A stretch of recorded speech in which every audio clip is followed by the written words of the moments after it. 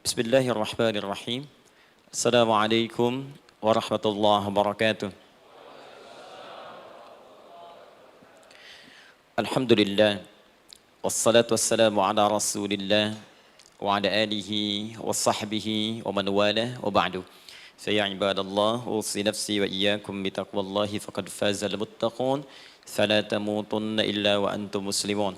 Faqala ta'ala, ya ayyuhalladzina amanu taqullaha haqqa tuqatih wa la tamutunna illa wa antum muslimun.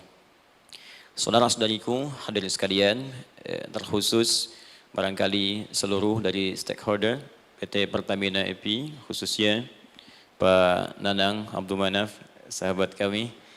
Beliau sempat bersama di Libya dulu, 3 tahun terakhir tidak berjumpa. Alhamdulillah, semoga beliau dan jajaran semuanya disehatkan oleh Allah Subhanahu wa taala. Pak Alfian, Pak Khalid, ya, dan seluruhnya dan hadirin sekalian tanpa kecuali, saya bermohon pada Allah Subhanahu wa taala semoga kita senantiasa dirahmati, diberkahi dan dimudahkan oleh Allah Subhanahu wa taala. Alhamdulillah, kita baru saja menunaikan salat zuhur berjamaah. Semoga salat kita diterima oleh Allah Subhanahu wa taala. Ada 2 hal yang paling penting tentang salat ini yang ditekankan dalam Al-Qur'an. Pertama, kenapa salat begitu penting ditunaikan? Karena ia akan menjadi pembeda antara Khalik dengan makhluk. Jadi kalau kita ingin bedakan Tuhan dengan hamba, maka di antara titik penting perbedaannya, kata Allah langsung itu terletak pada aspek ibadah, khususnya salat. Karena itu ketika Nabi Musa alaihi salam berkenan kemudian langsung diperintahkan oleh Allah sehingga disebut dengan kalimullah yang diajak bicara, dan diperkenalkan tentang esensi ketuhanan Allah, maka disebutkan perintah langsung oleh Allah untuk menyembahnya dalam bentuk salat. Al-Quran surah ke-20 Thaha ayat ke-14.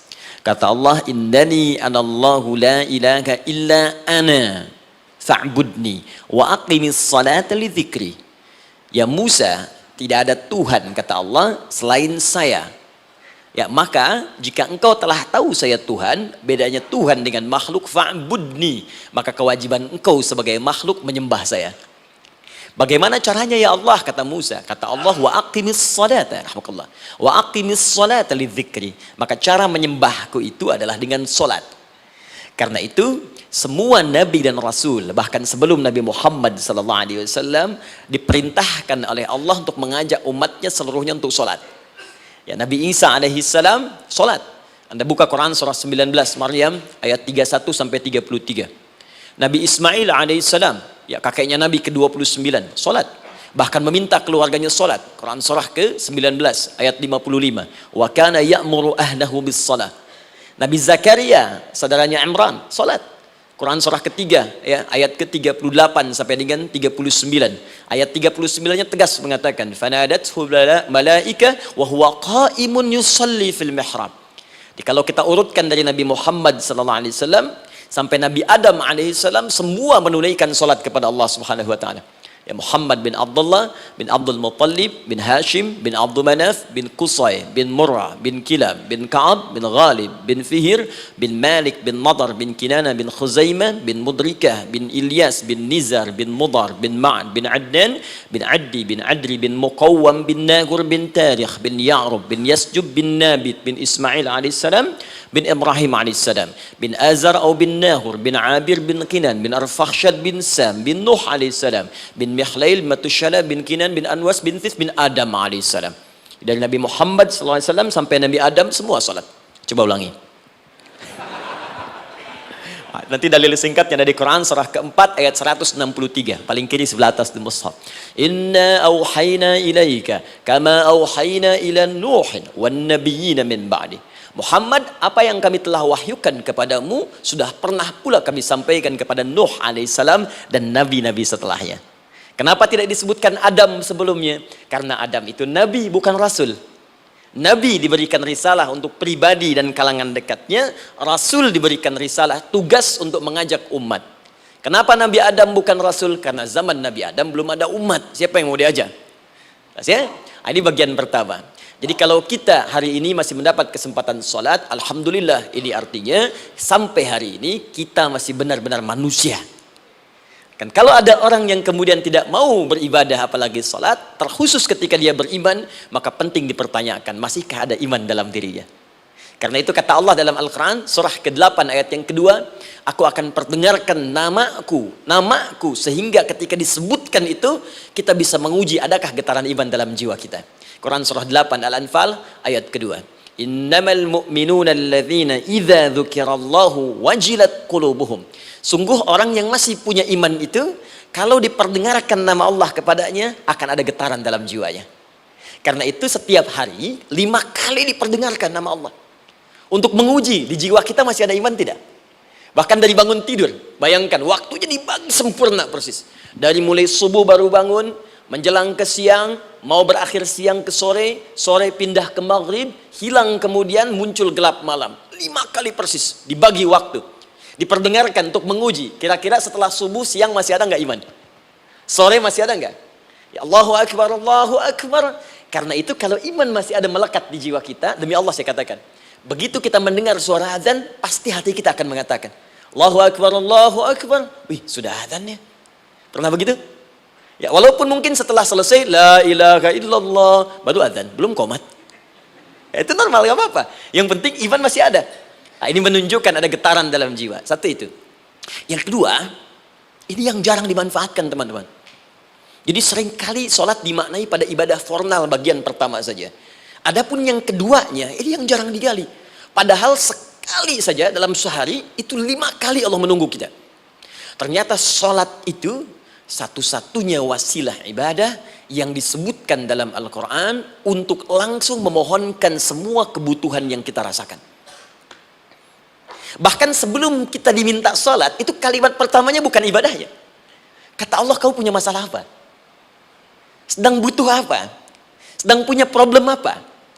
Buka Quran surah kedua Al-Baqarah ayat ke-45 sampai 46. Paling kanan pertengahan di usad. Wasta'inu bis-sabri was-salah. Perhatikan kalimatnya, indah sekali. Ya Allah menempatkan sholatnya bagian kedua.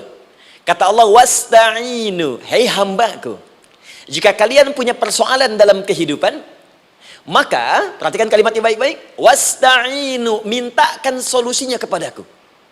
Jadi kalau sedang punya masalah, bukan bikin status, gak akan selesai.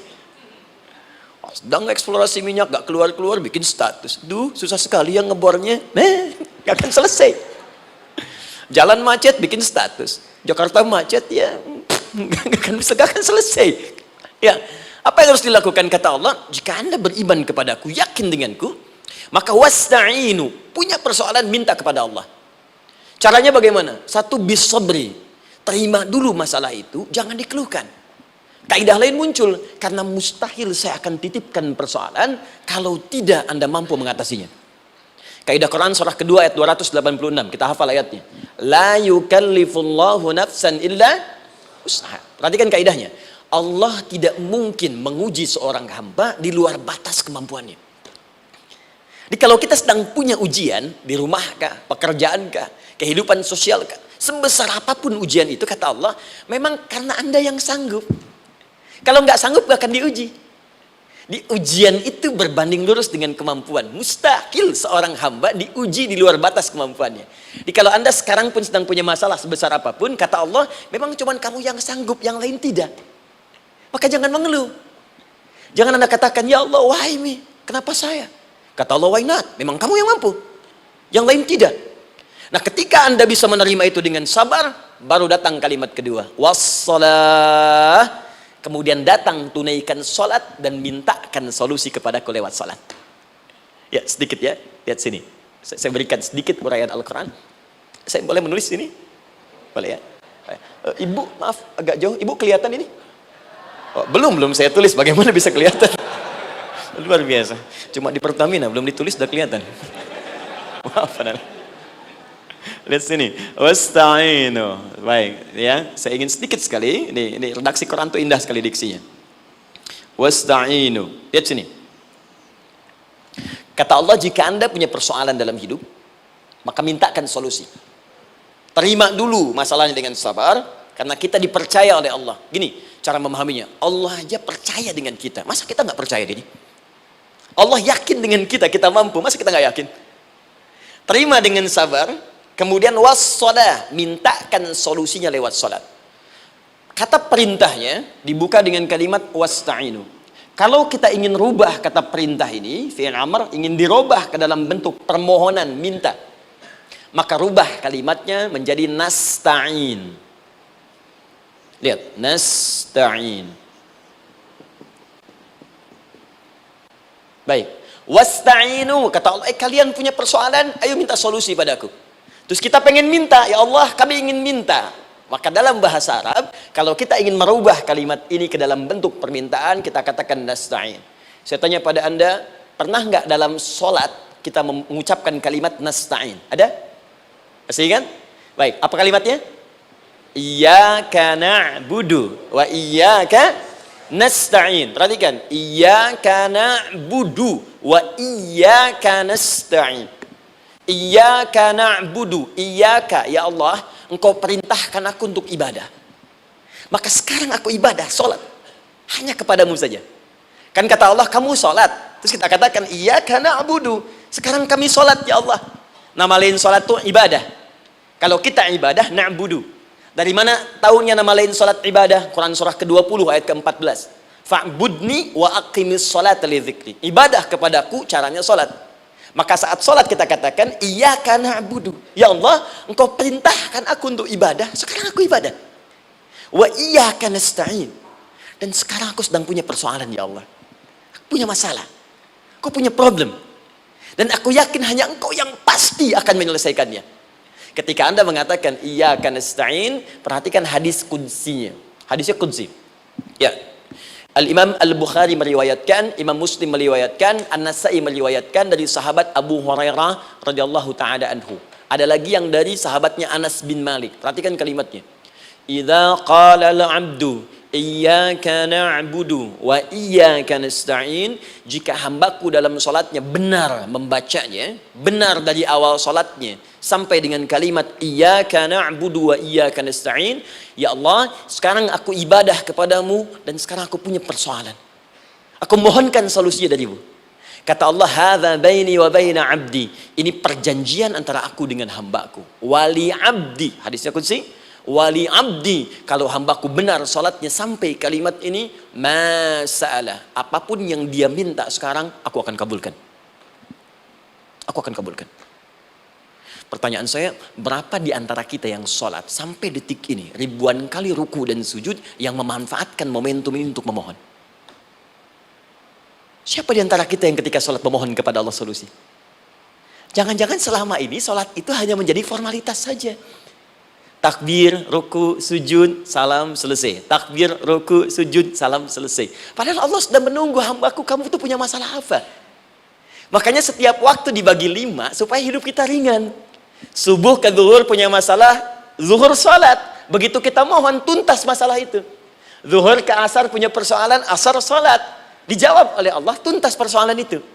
Karena itu, semua nabi dan rasul, bahkan orang soleh, ketika punya persoalan dalam hidupnya, even itu hanya menulis karya ilmiah, maka mereka akan memulai dengan salat dan minta kepada Allah Subhanahu wa ta'ala. Teman-teman kenal Nabi Zakaria?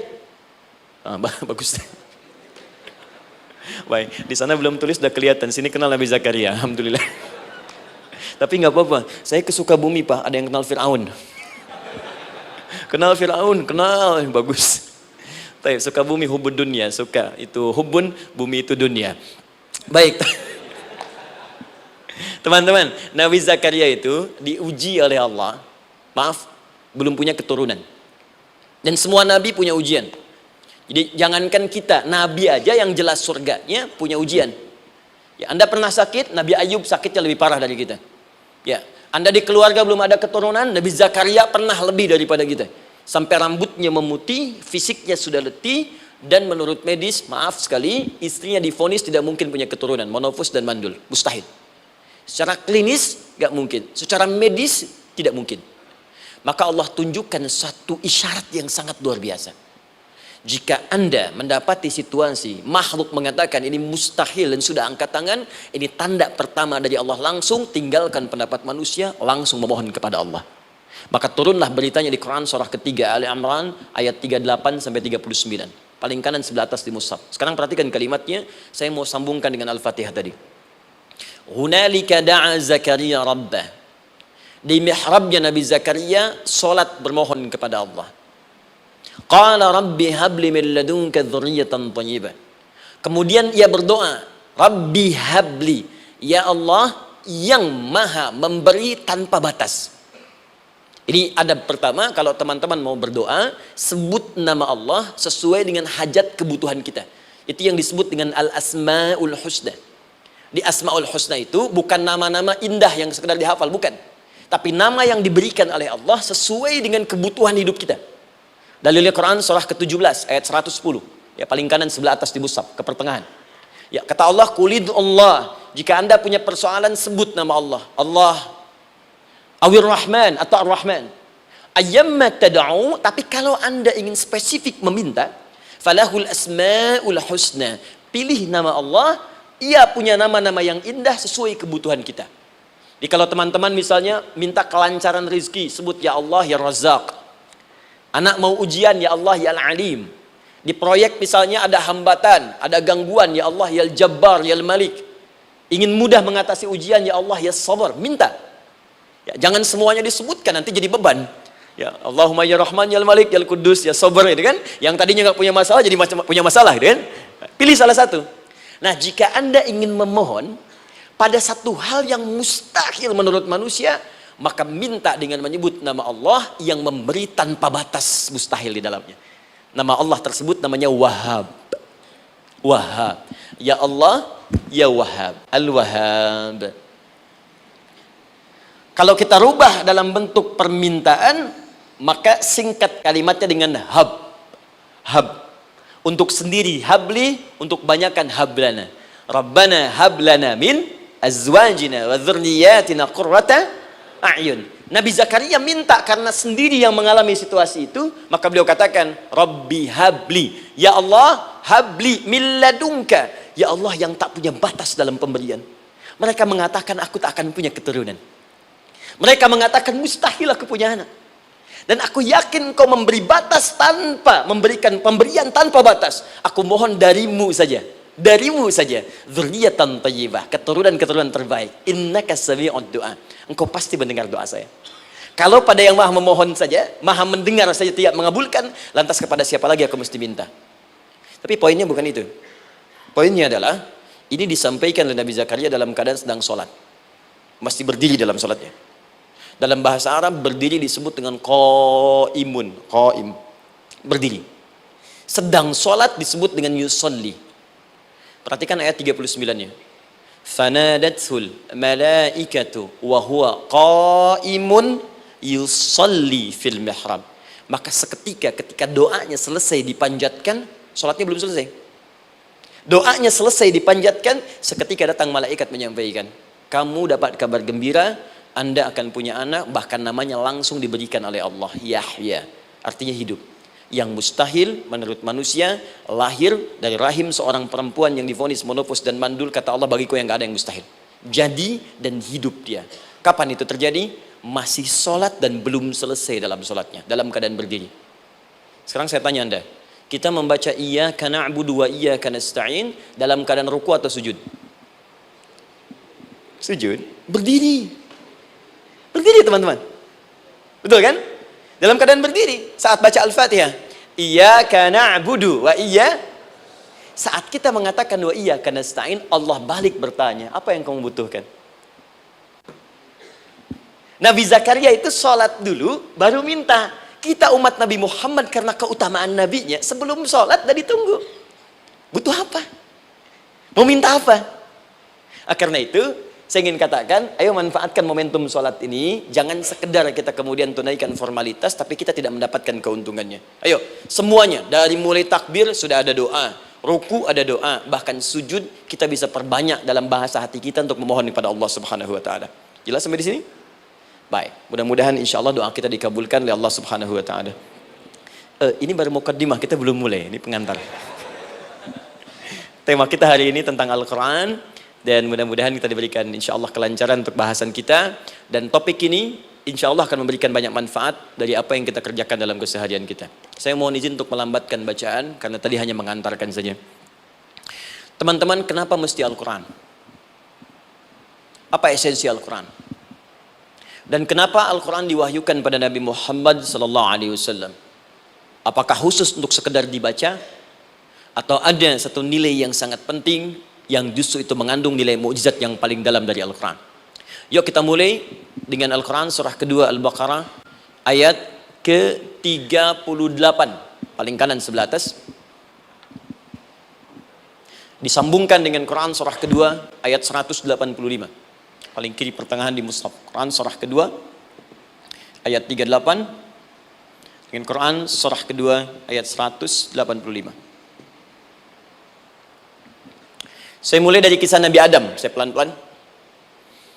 Nabi Adam saat diciptakan oleh Allah, kemudian diberikan informasi bahwa beliau akan bertugas di bumi, beraktivitas di bumi.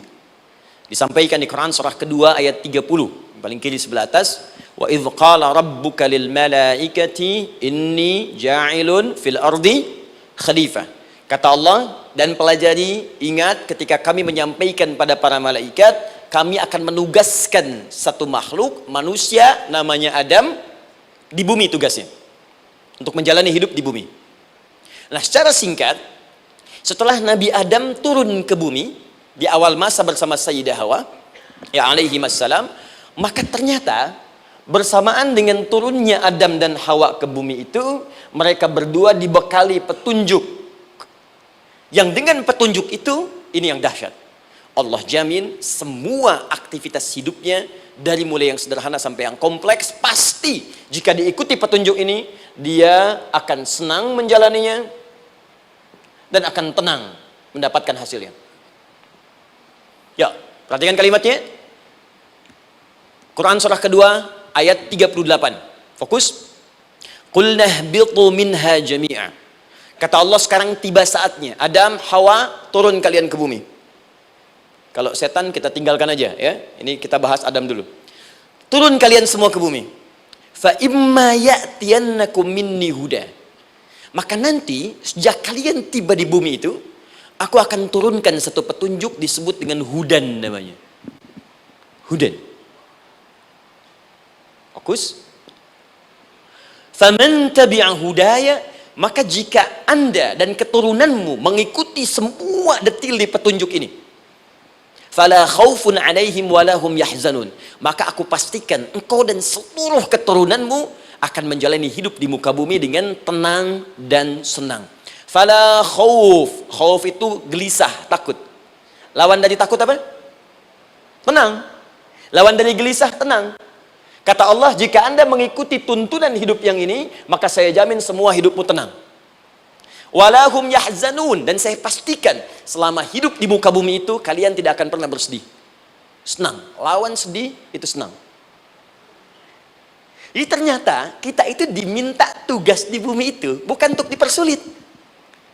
Jadi kalau ada yang hidup sampai saat ini sedih deh, di rumah tangga sedih, di kantor nggak tenang, pasti di antara poinnya bukan nggak mampu senang, tapi boleh jadi yang hidup ini tidak membaca petunjuk kehidupannya. Anda kerja di perusahaan, teman-teman ada yang di Pertamina, ada yang di yang lain. Kalau Anda nggak ikuti petunjuk, kan pekerjaan tidak akan berlangsung dengan nyaman, kan? Kalau Anda nggak ikuti aturannya, bagaimana bisa mengerjakan petunjuk itu dengan nyaman?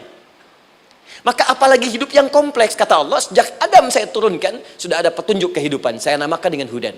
Anda ikuti petunjuk ini, maka langsung jaminan dari Allah, semua yang Anda jalani dalam hidup, pasti saya jamin senang dan tenang. Petunjuk ini disebut apa? Hudan. Nah, agak cepat. Di setiap masa Nabi Adam selesai hidupnya, generasi kemudian berkembang, datang lagi Nabi Nuh sampai ke Nabi Muhammad SAW. Perhatikan baik-baik. Setiap berganti generasi akan turun hudan sesuai dengan kebutuhan masyarakatnya pada saat itu. Baik, Nabi Musa menerima kitab apa namanya? Nabi Musa Taurat. Taurat disebut hudan dalam Al-Quran.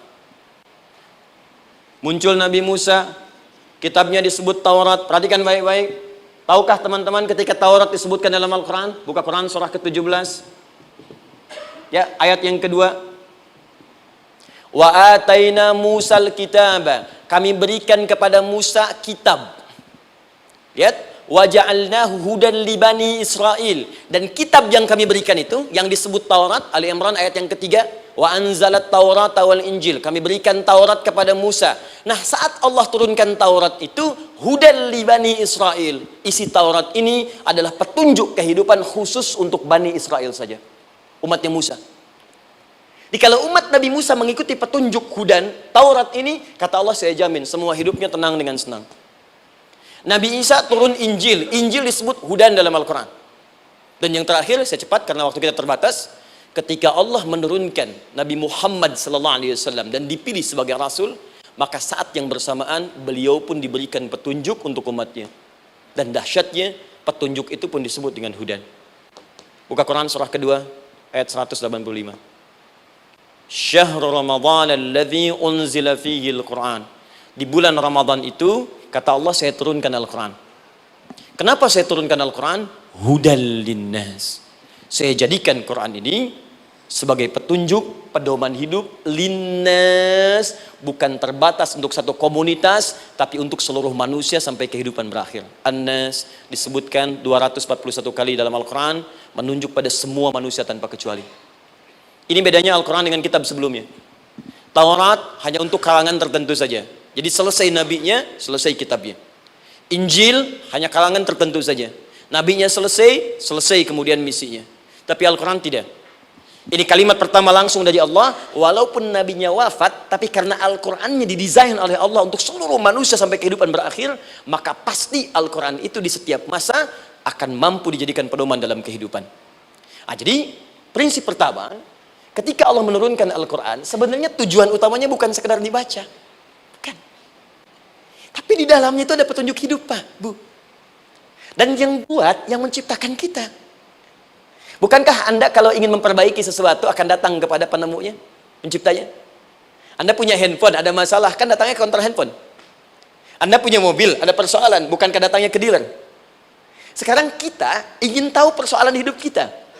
Ingin tahu gambaran hidup kita, ingin tahu misi dan visi hidup kita. Kemana kita kemudian bertanya? Pada pencipta kita.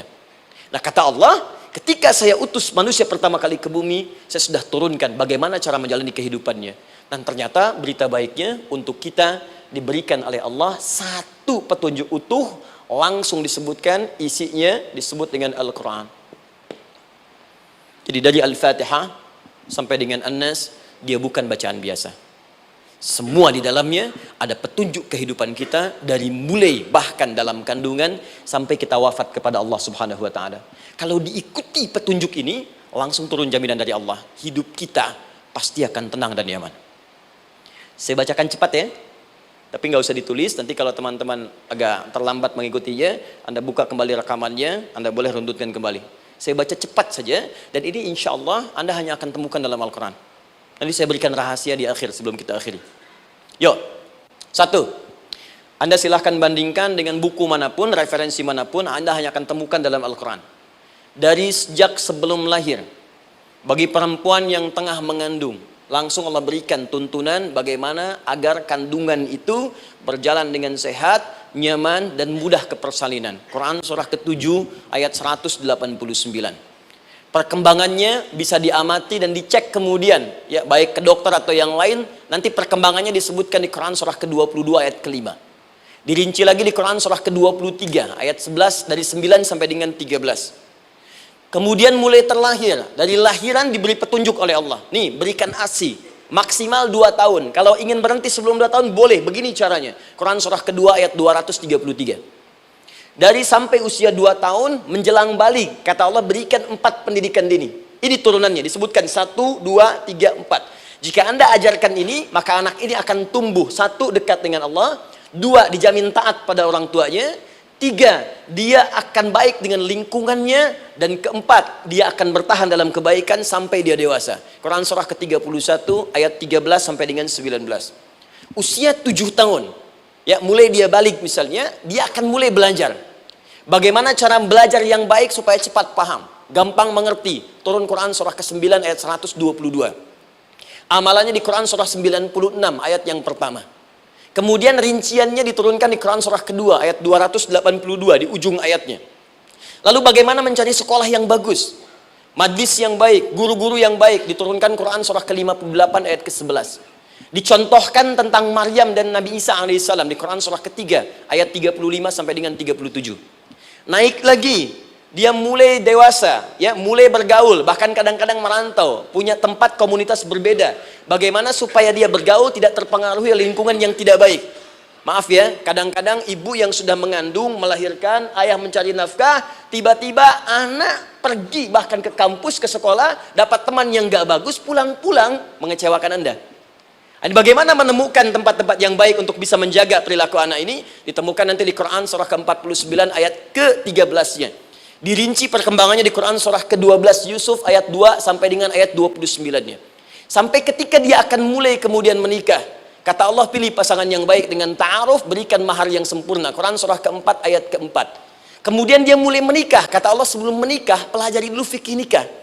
Banyak orang yang menikah tapi karena tidak belajar tentang persoalan rumah tangga, apa yang akan terjadi di rumah tangganya. Detil Pak, Bu. Kata Allah, ini kalau kamu berbuat begini akan ada miskomunikasi. Kalau ada miskomunikasi persoalannya akan begini, solusinya begini. Maka diturunkan dasarnya di Quran surah ke-30 ayat 21, detilnya di Quran surah ke-4 ayat 34 sampai dengan 35. Paling kiri sebelah atas sampai dengan ke tengahnya. Anda berlanjut, diterangkan oleh Allah, hei, tugas suami saat mulai pertama kali menikah, maka tugas yang pertama siapkan untuk mencari nafkah. Bagaimana caranya ya Allah? Diturunkan oleh Allah. Satu, jangan takut kehilangan rezeki. Jangan pernah mencuri, jangan pernah ngambil punya orang, karena punya kamu akan saya berikan sempurna. Kamu ngambil punya orang, maka kamu akan menyulitkan diri sendiri. Itu akan dikembalikan pada yang berhak. Ya, turun Quran surah ke-51 ayat 22. Dirinci, begini cara nyarinya. Quran surah kedua ayat 168. Kalau Anda ingin cepat baru bergerak, rizkinya sudah dapat. Quran surah kedua ayat 172. Ada yang dahsyat, dia belum keluar, rizkinya yang mendatangi dia. Jadi nanti di Al-Quran ada 8 jenis rizki. Di antara yang paling hebat, ada yang belum Anda datang, rizkinya sudah menjemput. Ada orang mendatangi rizki, ada rizki mendatangi dia. Contoh, Al-Imam Asy-Syafi'i sedang berdiskusi dengan Imam Malik, gurunya. Kata Imam Asy-Syafi'i, Syekh, rizki itu mesti saya cari dulu, baru kita dapat. Kata gurunya, ya Syafi'i, ada rizki yang cukup kita beramal dekat kepada Allah, dia akan datang tanpa kita cari dengan ikhtiar manusia. Kata Syafi'i, mustahil. Kata Quran kan kita kerja dulu baru datang. Kata Imam Malik, gurunya, kamu yang belum sampai, kita amalkan ini, rizki datang. Maka berhenti sampai di situ. Imam Syafi'i pamit. Di jalan tiba-tiba beliau mendapati ada panen anggur, Pak, Bu. Terus dipanggil sama yang punya kebun. Ya, pemuda, katanya, sini, mau bantu nggak? Kalau kamu bantu, kami berikan anggurnya. Maka beliau bantu, panen, petik. Sampai setelah selesai diberikan anggur yang besar-besar, hanum. Senyum, senang beliau. Ternyata senangnya bukan karena dapat anggur. Senangnya karena merasa pendapatnya benar. Kalau saya nggak bantu panen ini, nggak akan dapat saya anggur. Cuma karena saya bantu, saya diberi ini. Maka rasa senangnya inilah dibawa kemudian kepada gurunya, ingin laporan. Tapi perhatikan adabnya. Dia tidak mengatakan, guru, nih saya benar. Kalau saya nggak ikut panen, nggak dapat saya ini. Perhatikan kalimat Asy-Syafi'i. Guru, tadi saya di jalan, dipanggil oleh pemilik kebun, ikut panen anggur. Begitu saya bantu, saya diberikan anggur ini. Beliau tekankan dengan kalimat yang kencang pada kalimat, begitu saya bantu, saya dapat anggur ini. Imam Malik tersenyum mengatakan, Masya Allah Syafi'i, luar biasa. Ini siang begitu panasnya, tadi saya mau keluar ngajar, terfikir di benak saya, Allah, kalau ada anggur yang besar-besar, enak rasanya. Tiba-tiba kamu datang bawa anggur. Jadi Imam Syafi'i kerja dapat sesuatu, Imam Malik terfikir sesuatu, datang rezeki. Itu ada di Quran surah ke-7, teman-teman, ayat ke-96, paling kanan sebelah atas di mushafnya. Baik, teruskan dulu. Ya, Anda dalam mencari kerja, ingat, kalau Allah yang sampaikan pasti terjadi. Jangan dikira mudah. Kata Allah akan ada persaingan, akan ada kadang-kadang singgungan, akan ada tantangan, maka mulai petakan tantangan apa yang akan Anda lalui saat Anda mulai mencari nafkah itu. Maka turun Quran surah kedua ayat 214, paling kanan sebelah bawah. Am hasibtum an tadkhulul jannata. Hei, apa kamu mudah begitu saja mengira akan sukses dalam pekerjaanmu? Bahkan bisa diartikan surga, ingin masuk surga. Walamma ya'tikum mathalul ladzina khalau min qablikum. Sebelum engkau diuji seperti orang sukses dulu pernah sukses. Lihat mereka. Enggak ada orang sukses yang instan. Cuman balikan telapak tangan dapat, tidak. Kata Allah, lihat orang-orang dulu. Lihat orang-orang hebat dulu, bagaimana mereka bisa kaya, bisa sukses, bisa punya posisi. Masat umul ba'sa, petakan olehmu tantangan apa yang akan dihadapi saat engkau bekerja itu. Satu, kata Allah ba'sun, ada yang ringan. Ya, ba's. Ba'sa jama' dari kata ba'sun. Dua, dara. Ini sudah menengah, jama' dari kata durun. Tiga, zilzal. Ini yang paling tinggi puncaknya. Jadi kalau Anda sudah mendapatkan ini, yakinlah, berarti Anda akan mendapatkan posisi yang tinggi. Karena mustahil orang besar diuji dengan ujian yang kecil. Zilzal, ini bagian ketiga. Ba'sa, ba'sun, mulai. Kira-kira tantangan-tantangan ringan apa saja yang akan Anda hadapi? Ya, kalau saya contohkan misalnya dengan contoh yang lain singkat, Anda mau ke masjid, ingin konsisten, mulai hijrah, ingin dekat dengan Allah, tiba-tiba yang tadinya nggak mau ke masjid, mulai ke masjid, diuji dengan hujan. Hujan kecil, rintik-rintik, shower. Begitu hujan, orang Arab mengatakan kalau hujannya bisa lewat tanpa payung pun, orang Arab mengatakan la ba'sa. La ba'sa ini ringan. Orang kita sambungin, labas. Dari bahasa Arab, lewat. Nah, jadi kalau Anda mau berangkat nih, siap bekerja, siap hadapi tantangan. Baru mau lewat hujan kecil, berarti itu tantangan kecil kita lewati. Macet, petakan, cari jalan yang kemudian sempurna, jalan yang kosong, buka Google-nya, buka Waze-nya, buka map-nya, cari. Jadi kalau pada yang kecil aja belum kita lewati, bagaimana mendapatkan yang besar? Anda mau ke masjid, dikasih hujan kecil, mau berangkat gak jadi. Papa, kenapa gak jadi? Hujan mah, kan ada payung, takut riak. Tuh. Setelah itu dara, maaf, tantangan fisik. Kadang-kadang mulai ke fisik, mulai mengganggu. Ya, maaf, dirincikan kemudian oleh Al-Quran. Turun Quran surah ke-21, ayat 87 sampai 88, kisah Nabi Yunus alaihissalam. Yunus beraktivitas, bekerja, bukan berarti nggak ada tantangan. Kadang-kadang dibawa, kadang-kadang diusir, kadang-kadang Anda dapat misalnya proyek, kadang-kadang sudah mulai masukkan tender, tiba-tiba gagal, diserobot orang, kadang-kadang orang yang dapat, Anda yang ngajukan, itu biasa. Kata Allah itu biasa, bukan cuma Anda, yang lain pun ada. Bukankah Allah ajarkan kisah Sayyidah Hajar alaihissalam dengan Ismail? Bukankah bolak-balik naik Safa Marwah, kadang di atas, kadang di bawah, kadang lihat peluang sampai Marwah ternyata bukan air.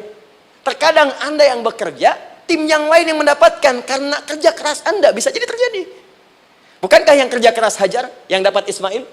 Mungkin Anda yang konsep, yang dapat minyaknya orang lain. Mungkin Anda yang kerja, kan yang suksesnya teman Anda, nggak ada masalah. Dan itu kemudian akan bermanfaat bagi Anda. Tidak mungkin setiap keringat yang keluar dari diri kita mustahil, kecuali akan melahirkan manfaat yang kembali pada diri kita. Tantangan.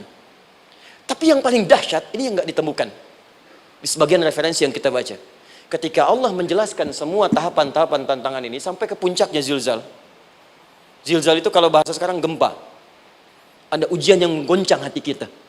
Ketika Anda kerjakan, ya Allah, tantangannya dahsyat. Kenapa mesti saya, ya Allah? Kau nggak selesai-selesai, ya Allah. Itu wajar, teman-teman, itu biasa.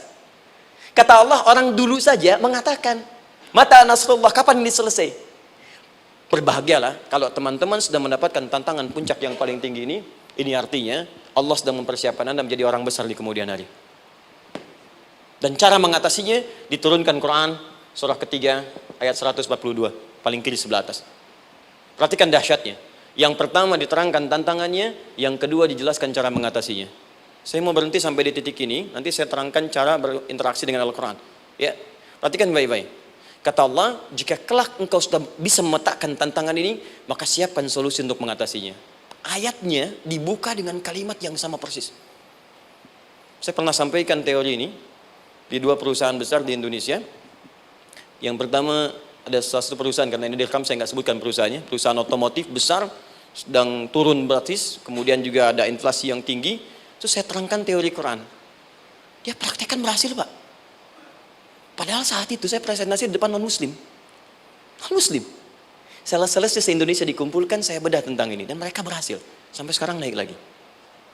Yang kedua sama, ini direkturnya juga non-muslim. Tapi nggak apa-apa, kita diskusi. Dan mau mendengar teori ini. Dan praktekkan, naik. Ya, dulu di satu perusahaan minyak juga. Sedang turun, karyawan semua dikumpulkan. Lalu kita bahas tentang ini, kita terangkan. Yang ini yang paling menarik dari Al-Quran. Kalimatnya sama persis. Quran surah ketiga ayat 142. Am hasibtum an tadkhulul jannata. Apa Anda duga akan begitu mudah mendapatkan kesuksesan dalam hidup. Tolong fokus baik-baik. Jangan selalu mengartikan jannah dengan surga. Karena asal kata jannah itu artinya kesuksesan, kebahagiaan yang belum tampak. Surga, kenapa disebut dengan jannah? Karena itu puncak kebahagiaan kita yang belum nampak sekarang. Saya kasih rahasia ya. Ini antara kita saja nih. Kalau ada kata jim dengan nun di depannya, itu pasti tidak nampak, tersembunyi. Apapun tambahannya. Ya, misal, jin kenapa disebut dengan jin? Karena memang ketika diciptakan, dia tidak tampak, tersembunyi. Lawannya ins, karena itu kita disebut ins, karena saat lahir kita tampak. 18 kali disebutkan dalam Al-Quran. Ya ma'syaral jinni wal ins, wa ma khalaqtul jinna wal ins. Jadi jin disebut jin karena memang fitrahnya tersembunyi, nggak nampak. Jadi kalau ada jin melakukan penampakan, itu jin sedang kena masalah, sedang keluar dari fitrah. Sama dengan manusia, harusnya tampak. Jadi kalau ada manusia yang senang sembunyi-sembunyi, dia sama dengan, bukan saya yang bilang, sedang punya masalah. Ke kantor sembunyi-sembunyi, hati-hati Pak Alfian tuh. Biasa ada pintu depan, masuk pintu belakang. Suami di rumah buka WA sembunyi-sembunyi, Bu hati-hati tuh. Pulang lewat pintu belakang, berarti sedang punya persoalan dalam hidup. Setiap ada jim dengan nun, pasti tersembunyi. Ibu punya janin, rahim, dalam rahim ada janin. Kenapa disebut dengan janin? Jim, nun, ya, nun. Karena sosok itu belum nampak dalam pandangan kita. Nanti kalau sudah lahir, baru tampak. Jannah, kenapa disebut jannah? Karena belum tampak dalam pandangan kita. Nanti kelihatan. Karena itu dalam Al-Quran, kata jannah itu tidak dikhususkan dengan surga. Tidak dikhususkan dengan surga. Kadang-kadang menunjuk aspek kesuksesan yang belum tampak. Anda mau ngubur minyak, minyaknya belum tampak. Belum kelihatan. Anda mau kerja, ya hasilnya kan belum tampak, baru ikhtiar sekarang. Karena itu orang Arab disebut kaya kalau mereka mendapatkan kebun yang tak tampak sebelumnya. Kebun anggur, bukan kurma, kalau kurma banyak. Kebun anggur, ada apel, ada jeruk, sampingnya ada sungai-sungai, disebut dengan jannah. Ya, kalau punya unta, nggak kaya di Arab, biasa. Karena yang kelihatan padang pasir, unta, hitam, merah, biasa. Tapi kalau sudah punya kebun anggur, yang sulit di padang pasir ada kebun, itu baru disebut kaya. Karena itu orang Arab kadang mengartikan jannah dengan aspek kesuksesan yang belum tampak. Diartikan dengan kebun anggur, kebun apel, dan macam-macamnya. Perhatikan, am hasibtum an tadkhulul jannah. Apa Anda duga ingin sukses itu begitu mudah? Sukses jadi tidak. Walamma ya'lamillahu alladhina jahadu minkum wa ya'lamas sabirin. Perhatikan baik-baik. Sebelum Allah memastikan pada diri Anda terdapat dua hal yang paling utama untuk mengatasi tantangan tadi. Satu, jahadu. Kesungguhan. Serius. Jadi kalau mau sukses, mesti serius. Kerja serius. Cintai pekerjaan Anda. Ya, belajar anak-anak serius. Pastikan belajar dengan serius. Jangan cuma anak-anak duduk paling belakang, nggak pernah nanya, kadang ngantuk, pulang. Ujian, besoknya mau ujian, baru belajar. Ya, sistem SKS, sistem kebut. Ya, kadang-kadang sejam, Bu, Pak. Saya pernah ada orang di luar ngadu waktu di Libya, Ustadz, gimana ini orang Indonesia? Kenapa? Saya belajar 3 bulan. Besok mau ujian. Teman antum orang Indonesia pinjam catatan saya baru semalam. Dia dapat 8, saya 7,5. Saya bilang, Anda belum tahu sistem SKS tuh. Baik, ya. Tapi itu bukan solusi. Begitu ujian selesai, ilmu lupa. Itu poinnya. Jadi kalau hanya sekedar ilmu dipakai untuk ujian, pada prakteknya nggak akan terpakai. Ini banyak anak sekolah sekarang hanya belajar untuk ujian saja. Padahal kalau dipraktekkan, kadang kaitan dengan agama tinggi, Bu, Pak. Fisika itu dengan agama itu tinggi. Gaya F1 sama dengan F2, gaya gerak sama dengan gaya dorong. Gaya sedikit, maka keluarnya sedikit. Pukul kencang, bunyinya kencang. Imannya kalau kuat, amalan jadi banyak. Iman sedikit, amal pun sedikit. F berbanding lurus dengan P, hukum Pascal. Gaya berbanding lurus dengan tekanan. Masuk bab akhlak. Makin banyak gaya, makin banyak tertekan. Nah itulah. Gaji 5 juta, gaya 10 juta, kan? Ini serius. Serius. Di divisi apapun Anda, saya 3 sepekan lalu lah takziah ke tempatnya yang Habibie, terus diminta tausiah di sana. Dan saya perhatikan beliau termasuk yang paling serius ketika diberikan tugas apapun. Gak pernah diberikan amanah kecuali mencintai pekerjaan itu. Yang Habibie demikian. Ciri orang sukses itu serius. Tapi keseriusan itu, kata Allah petakan jadi 3 bagian lagi. Karena jahadu itu punya 3 turunan kata. 1, keseriusan merencanakan, disebut ijtihad namanya. Punya rencana. Mappingnya apa? Stepnya apa? Oke, Anda ingin kerjakan sebuah proyek, baik, proyeknya berlangsung berapa lama? Target kita apa? Jangka panjangnya, menengahnya, jangka pendeknya. Kemudian apa tantangan yang akan dihadapi di setiap tahapan-tahapannya? Selesaikan. Bahkan saking pentingnya tahap perencanaan ini, ditunjukkan oleh Allah langsung lewat sholat. Teman-teman masih ingat sholat pertama yang kita kerjakan setiap hari, sholat apa namanya? Subuh. Apa artinya subuh? Tuh, ini masalahnya. Ini kata Al-Quran sendiri ya, kata Al-Quran sendiri. Nanti akan ditemukan orang yang ibadah tidak paham apa yang dikerjakan dan dilakukan dalam ibadahnya. Contoh sholat. Kata Allah akan ada orang sholat yang saat sholat tidak mengerti apa yang ia baca dan ia lakukan dalam sholatnya. Jujur tanyakan pada diri kita. Sampai detik ini, dari sekian ribuan kali ruku dan sujud, berapa persen bacaan sholat yang kita pahami? Jangan-jangan kita ruku tapi nggak ngerti yang dibaca. Sujud tak paham yang diungkapkan. Bagaimana bisa khusyuk? Mustahil. Maka kembali ke sini. Kenapa sholat pertama itu disebut dengan subuh? Teman-teman, ternyata semua nama sholat dari subuh sampai isya, plus bacaan dan gerakan dari takbir sampai salam, itu bukan sekedar gerakan semata. Semua ada artinya, ada maknanya. Dan diajarkan oleh Nabi langsung. Subuh disebut dengan subuh. Ada 2 kata. 1, fajar. Quran surah ke-17 ayat 78. Inna Qur'an al-fajri kana mashhuda. Kedua, subuh di surat At-Takwir. Was subhi idza tanaffas. Kenapa disebut fajar? Fajar itu pancaran positif, pancaran kebaikan. Jadi kalau yang baik disebut fajar. Kalau yang jelek disebut fujur. Fujur ada di Quran surah 91 ayat 7 sampai 8. Wa nafsi wa ma sawwaha fa'alhamaha fujuraha wa taqwaha. Fujur itu rambatan, gelombang buruk yang muncul dari nafsu. Ya, ditembuskan ke elemen tubuh kita. Misal gini. Tiba-tiba pengen marah. Ya, di tubuh kita mengatakan melotot, maka ini ada pancaran di hati kita nyambung kemudian ke mata. Ini rambatan dari sini ke mata disebut fujur namanya. Mau ke tangan pukul, masuk ke tangan. Itu rambatannya disebut fujur namanya. Ya. Yang baiknya disebut fajar. Ya, misal saya ingin sholat, tiba-tiba hati mengatakan sudah azan, merambat ke kaki, cepat melangkah. Cepat wudhu. Nah, itu rambatannya disebut fajar namanya. Atau infajar. Ini pasti ada, ya. Fujur nama lainnya nafsu. Disebutkan 115 kali dalam Al-Quran. Takwa, rambatan fajar, sumbernya takwa. Disebutkan 115 kali dalam Al-Quran. Di jiwa kita ada takwa, ada nafsu. Takwa yang dorong malaikat, disebutkan 88 kali dalam Al-Quran. Nafsu yang dorong setan, disebutkan sama 88 kali. Di setiap Anda akan mengerjakan satu hal, pasti akan yang mendorong pada yang baik, akan mencegah dari yang baik itu nafsu. Pasti itu. Pak Alpian mau tanda tangan proyek. Tiba-tiba disodorkan, Pak, ini Pak. Kok begini proyeknya? Perbaiki, karena ada yang nggak beres. Tapi fee-nya lumayan Pak, 1 miliar. Nggak bisa, jiwa takwa mengatakan jangan terima Pak. Bapak mengatakan maaf, ini jari tahiyat, gak akan pernah dipakai maksiat, perbaiki, datang lagi. Ini Pak, kok sama? Fee-nya diperbaiki Pak, 100 miliar. Nafsunya mulai berkata, terima. Takwanya bilang, jangan. Akhirnya beliau katakan, tangan tahiyat gak akan pernah dipakai maksiat. Tapi tunggu, saya istiqoroh dulu.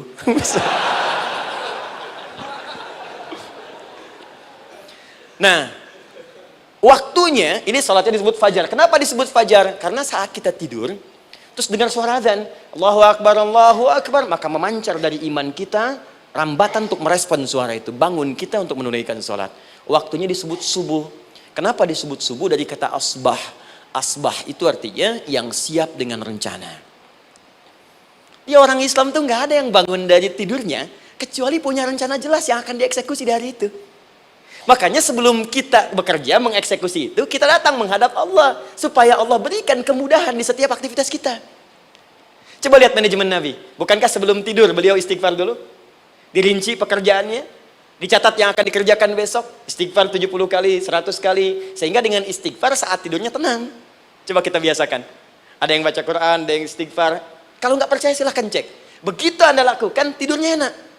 Besoknya rencana itu sudah siap. Makanya ketika bangun, siap jam 7 mau kemana, jam 8 ada di mana, jam 12 kerjakan apa. Sebelum mengerjakan itu, datang kepada Allah, sujud, ya Allah, saya punya rencana ini tolong mudahkan. Begitu caranya. Itu yang disebut dengan subuh.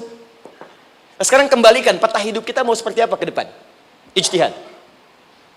Yang kedua, kalau sudah jelas konsepnya, visinya sudah ada, maka jihad. Yang kedua jihad. Jihad itu eksekusinya, aksinya, actionnya, perjuangan fisiknya. Rencananya apa? Tahajud malam nanti. Bismillah. Jam berapa? 2:30. Baik, yuk kita mulai rencanakan. Eksekusi rencananya. Bagaimana cara kita bangun 2:30? Pasang alarm. Jam berapa alarm dipasang? 3 kali. Pertama 1:30, kedua 2 kurang 1/4, ketiga jam 2 lewat 1/4. Baik. Alarm pertama untuk mematikan alarm kedua. Alarm kedua matikan alarm ketiga. Ketiga siap-siap. Baik. Siap bangun. Jihad. Awas, ini penting ya. Jihad itu jangan dipersempit maknanya kepada situasi peperangan saja, tidak. Banyak jihad itu luas sekali medannya. Karena jihad itu perjuangan fisik. Dan maaf sekali, dalam konteks perang pun bukan menyerang orang. Tapi membela diri saat diserang. Di Islam itu bukan agama ekspansi. Cek di sejarah, nggak ada Islam menyerang. Yang ada itu membela diri saat diserang. Atau saat orang lain dizalimi dan kita diminta untuk terlibat, kita membantu. Ini bukan dalam konteks sekarang yang banyak dibincangkan, tembak orang, bom orang, nyerang orang, bukan. Itu waktu kejadian bom Tamrin itu pertama, saya di Lampung posisinya. Itu begitu meledak, tuar. Pertanyaan pertama Pak di Balistani, Ustadz, apakah bom di Jalan Tamrin termasuk jihad fisabilillah? Saya bilang, Pak, sependek pengetahuan saya, jihad fisabilillah itu jihad di jalan Allah, bukan di Jalan Tamrin. Kaidahnya beda. Nah, misal mencari nafkah itu jihad. Cari nafkah jihad. Quran surah keempat ayat 34, paling kiri sebelah atas. Tugas pertama ketika menikah, kata Allah, ar-rijalu qawwamuna 'alan nisa. Setiap lelaki itu diminta oleh Allah untuk mengatur bagian rumah tangganya. Jadi pemimpin di rumah tangganya. Ya bima faddalallahu ba'dahum 'ala ba'din, karena diberikan kemampuan untuk memimpin. Di pemimpin itu ada di suami. Dan ciri khas pemimpin, Bu, biasanya ciri khas pemimpin apa, Bu? Bukan tegas, bukan. Ciri khas pemimpin itu tidak mau dipimpin. Makanya kalau ada sesuatu, masukkan lewat usulan, jangan beri saran. Kalau saran susah, itu pemimpin. Baik, tapi yang paling luar biasa kata Allah, perhatikan kalimatnya indah sekali. Wa bima anfaqu min amwalihim. Saya berikan tugas untuk mencari nafkah. Ketika seorang lelaki bertugas mencari nafkah, ingat ya, konteks apapun, kalau perempuan nanti bekerja bukan nafkah poinnya. Bisa hobi, ya, bisa aktivitas, tapi nafkah kalau sudah menikah itu ada pada suami. Perempuan tidak. Kalaupun tidak dilarang perempuan bekerja, tidak. Sayyidah Aisyah mengajar, ada yang para sahabiah jadi perawat, ya, ada yang pengajar. Banyak dulu sahabat Nabi yang perempuan mengajar. Ya, kan ada pelajaran-pelajaran khusus perempuan. Ya, ada bagian perawat, ada dokter. Ini kan yang ngandung perempuan, masa yang perisa laki-laki? Ya, ada bagian perempuan tertentu. Itu silahkan bekerja boleh, tapi nafkah laki-laki. Begitu lelaki meniatkan pekerjaannya karena Allah untuk mencari nafkah, itu setiap langkahnya jihad fisabilillah. Wafat, syahid. Maaf ya, apakah selama Anda bekerja sudah diniatkan ibadah? Jangan-jangan cuma kerja aja. Kalau cuma kerja, apa bedanya Anda dengan yang belum beriman? Anda wafat juga. Kerja di gedung yang sama, berangkat menemukan kemacetan yang sama. Apa bedanya iman kita dengan yang lain? Satu, kita pasti wafat, pasti pulang. Dan kita nggak bisa pilih, ya nggak bisa pilih. Antum bisa duluan, saya belakangan mungkin. Atau ditukar, saya belakangan, Anda duluan mungkin. Atau memang saya bisa duluan, ya duluan menyolati Anda. Oke, paham ya? Jadi ibu di rumah jihad, Bu, pada anak, perawat, mengandung itu sudah jihad. Jadi kalau wafat dalam proses saya melahirkan atau sedang mengandung itu syahid. Itu jelas nggak ada perbedaan pendapat. Anak-anak yang sekolah niatkan ibadah, Bu, Pak. Mohon maaf ya, mesti ada bedanya. Iman kita di rumah mesti itu terpancar kepada anak-anak. Ajarkan mereka sekolah yang baik. Pilih sekolah yang mengajarkan sholat, mengajarkan baca Quran. Sekarang banyak kok. Fisikanya bagus, Qurannya bagus, kimianya bagus, sholatnya juga bagus. Cari. Kalau bisa dunianya bagus, akhirat bagus, kenapa hanya pilih dunia saja? Siapkan. Itu jihad. Terakhir, tidak mudah mengeksekusi ini. Pasti ada tantangan yang ketiga. Namanya mujahadah. Mujahadah. Tantangan mengatasi gejolak jiwa. Kadang-kadang malas, capek, ya belum eksekusi dilakukan, sudah berdebat pada yang tidak penting, sehingga tidak menghasilkan kesimpulan. ragu-ragu, khawatir, maka atasi semua itu. Turun Quran surah kedua ayat 216. Kutiba alaikumul qitalu wa huwa kurhul lakum. Kalau engkau sedang tidak nyaman, maka perangi ketidaknyamanan itu jika engkau ingin mendapatkan kesuksesan yang telah engkau cita-citakan. Asa an takrahu syai'an fa huwa khairul lakum. Boleh jadi apa yang engkau tidak rasakan sekarang, engkau rasakan gak enak, gak nyaman, di balik itu Allah sedang siapkan sesuatu yang lebih baik untukmu. Wa asa an tuhibbu syai'an fa huwa syarrul lakum. Mungkin yang engkau harap-harap sekarang boleh jadi itu belum baik untukmu sekarang. Allahu ya'lamu wa antum la ta'lamun. Karena Allah lebih tahu masa depan, engkau pikiranmu pendek sampai di sini saja. Maka teman-teman sekalian, kembalikan lagi, tidak pernah Anda akan temukan dalam Al-Quran kecuali bimbingan hidup yang semuanya nyata. Silahkan cek. Itu baru pekerjaan. Belum ibu di rumah, ibu capek merawat anak, kadang mengeluh, kadang nangis. Turun Quran surah ke-17 ayat 23. Kadang-kadang ada beda pendapat dengan suami, Quran surah ke-4 ayat 34 sampai 35. Masalah kondangan saja Pak, bisa beda pendapat. Ya. Ya Pak, kan ada family gathering malam, Mama pakai baju apa ya? Hijau apa yang biru? Masya Allah, kata Anda biru bagus mah. Kata Mama kayaknya hijau deh Pak. Tuh. Nanya tapi udah punya jawaban. Ya, bagus kalau dipakai, begitu keluar kuning. Naik lagi, Anda udah 40 tahun, anak masih ada, turun Quran surah ke-46 ayat 15. Kemudian naik lagi sampai Anda sepuh, sampai kembali ke keadaan tidak normal seperti anak-anak lagi, Quran surah ke-22 ayat ke-5. Sampai ada amalan, kalau Anda jangan kira Anda akan hidup selamanya, Anda pasti wafat. Quran surah ke-3 ayat 185. Bahkan diajarkan kalau wafatnya ingin enak, begini caranya. Pelajari Pak, jangan cuma dunia, kita akan meninggal. Ini ada di Quran, kalau pengen meninggalnya enak, begini caranya. Ya kalau nggak percaya silahkan amalkan, nanti kita akan lihat di akhir. Ya. Betul, akan kelihatan. Quran surah ke-89 ayat 27 sampai 30. Kalau kalian nggak pelajari ini, silahkan kata Allah, saya berikan yang ini yang kedua sampai dipukulin malaikat. Quran surah ke-8 ayat ke-50. Sampai di alam kubur dijelaskan, kalau nanti Anda wafat, Anda pindah ke alam kubur, kalau ingin di kuburnya terang, nyaman, banyak rezekinya, lakukan amalan Quran surah ke-3 ayat 169 sampai 172. Tapi kalau Anda abai, Anda akan seperti Firaun dulu. Setiap pagi sampai petang ditampakkan neraka. Quran surah ke-40 teman-teman sekalian disampaikan oleh Allah langsung ya dari ayat 45 sampai 46-nya. Sampai terjadi kiamat disampaikan Quran surah ke-75. Sampai dihisab, ada yang masuk surga tanpa hisab, Quran surah kedua ayat 25. Ada yang masuk neraka tanpa hisab. Ada. Kan yang kita tahu surga aja, masuk neraka tanpa hisab ada. Quran surah 18 ayat 99 sampai dengan 100. Sampai disebutkan surga yang paling indah nomor 1 bersama Nabi dan orang-orang soleh. Jadi kalau Anda masuk sini, tetangga Anda semua Nabi. Ya, depannya Nabi Ibrahim, belakangnya Nabi Musa misalnya, samping kirinya Nabi Yusuf, ya, samping kanan Nabi Muhammad SAW. Itu cuma 3 golongan, orang soleh, para syuhada, orang-orang jujur dalam kehidupan dunianya. Jadi kalau Anda jadi pekerja yang jujur, taat kepada Allah, Anda berpotensi masuk surga bersama semua Nabi dan Rasul yang pernah diutus. Ya. Baik, itu ada di Quran surah ke-4 ayat ke-69. Ada yang kedua di taman surga, Quran surah ke-51 ayat 15 sampai dengan 18. Ada yang surga seluas langit dan bumi, Quran surah ke-3 ayat 133 sampai 134. Ada yang neraka yang biasa, ya, sebiasa-biasa nerakanya kebakar juga. Quran surah 4 ayat 56. Tingkat paling tinggi neraka jahanam untuk 2 golongan, munafik, ingat, munafik dan kafir. Jadi kalau Anda pun muslim, jauhi perbuatan munafik. Karena munafik akan mengantarkan langsung ke dalam neraka jahanam. Quran surah ke-4 ayat 140. Mana yang tidak ada? Mana yang nggak ada di Quran? Semua ada. Bisnis ada, ya, birokrasi ada, diplomasi ada, mengajar ada, ilmu ada. Karena itu saya mau tutup, jika kita ingin benar mengeluarkan petunjuk ini, seperti orang dulu pernah melakukannya, maka kata Allah melalui lisan Rasulullah, turun Quran surah ke-29 ayat ke-45. Satu ini aja kita kerjakan, insya Allah ini akan beda kita rasakan. Utslu ma wahya ilaika minal kitab. Jika kalian kemudian hidup di muka bumi, maka keluarkanlah bimbingan dari Al-Quran sesuai dengan kebutuhan kita secara tematik. Utslu itu dari kata tilawah. Tilawah itu baca, pahami, amalkan. Karena itu setiap kita baca Al-Quran, di sampingnya pasti ada yang menerjemahkan supaya kita paham. Betul kan? Ketika ada yang baca Al-Quran, di sampingnya ada siapa? Ya, sari tilawah kan? Baik, sari tilawah itu bahasa Indonesia. Ya, sari, sebetulnya tilawah saja. Tapi mungkin saat yang menerjemahkan dulu pertama di Indonesia, namanya Bu Sari. Karena itu disebut sari tilawah. Ya, kalau Adi mungkin ada di tilawah gitu kan? Nah, jadi teman-teman, caranya begini. Anda keluarkan sesuai kebutuhan. Enggak semua ayat Quran mesti kita kaji. Kalau mau dari awal dari akhir, bagus. Kalau baca silahkan. Hatamkan, Nabi juga hatamkan. Tapi kalau Anda ingin ambil sesuai passion kita. Anda pebisnis, kenapa nggak mengeluarkan ayat bisnis di Quran? Teman-teman yang diperminyakan, keluarkan ayat-ayatnya ada. Quran surah At-Tur, surah 52 itu, keluarkan.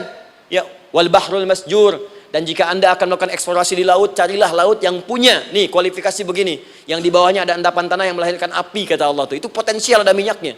Kalau yang kerja di batu bara, turun Quran surah Fatir, surah 35 ayat 27 sampai 29. Ini jenisnya. Ada yang kelihatan dari jauh, ada yang harus digali, ada yang kelihatan dari jauhnya kelihatan hijau, ada kelihatan menghitam. Disebutkan langsung. Ada. Kenapa nggak Anda turunkan dalam bentuk-bentuk tematik yang itu bagian kita? Ada yang pokok, ada yang spesifik. Yang pokok tentang sholat, karena semua orang sholat. Tentang ayah, Anda jadi ayah berapa tahun? Kenapa nggak dikeluarkan di Quran ayat-ayat tentang ayah? Kenapa nggak dikeluarkan di Quran ayat-ayat tentang ibu? Jangan jauh-jauh dulu bicaranya. Tentang belajar. Nah, nanti eksekusinya, kalau mau cepat, buka kitabnya Al-Imam Al-Bukhari. Ada kitab hadis, saya akhiri, yang dikarang oleh Al-Imam Al-Bukhari dan sangat populer. Apa nama kitabnya? Kalau hafal saya kasih hadiah. Apa kitab Imam Al-Bukhari yang populer? Ya?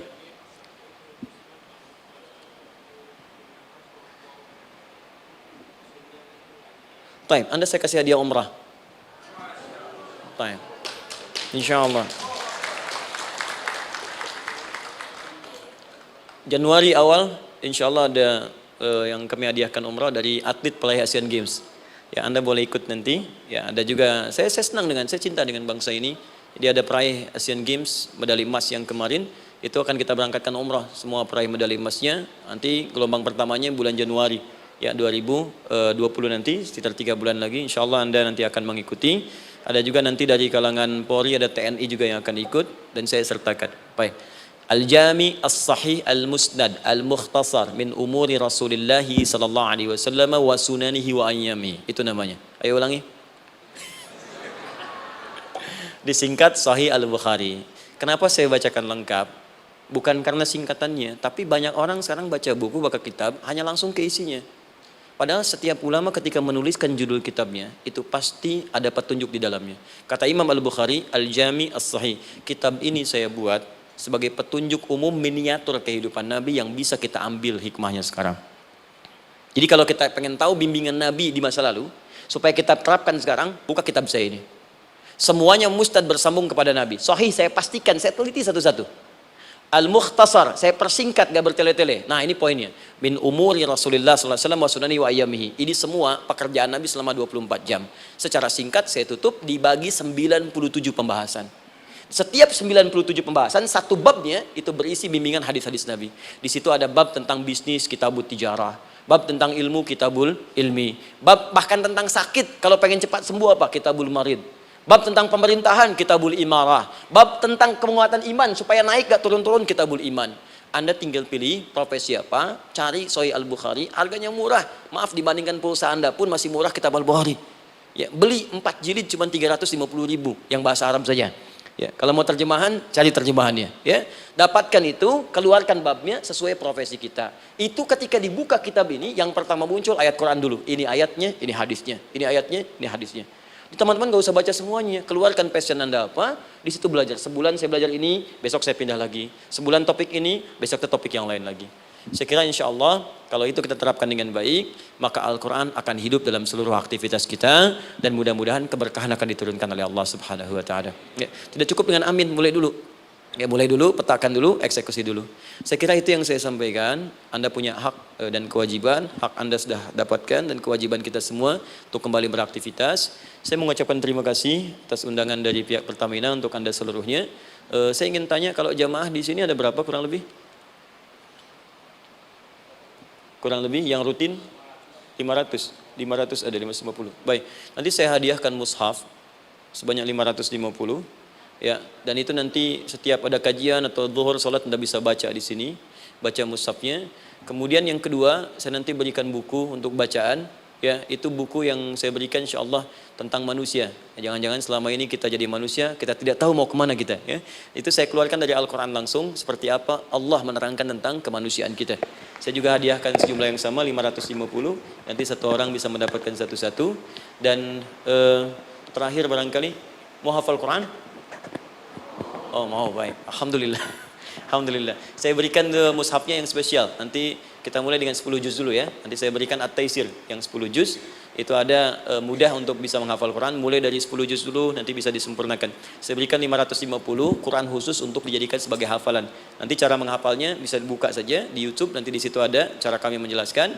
Dan bulan depan kita ada karantina akbar. Jadi menghafal Quran dalam 30 hari.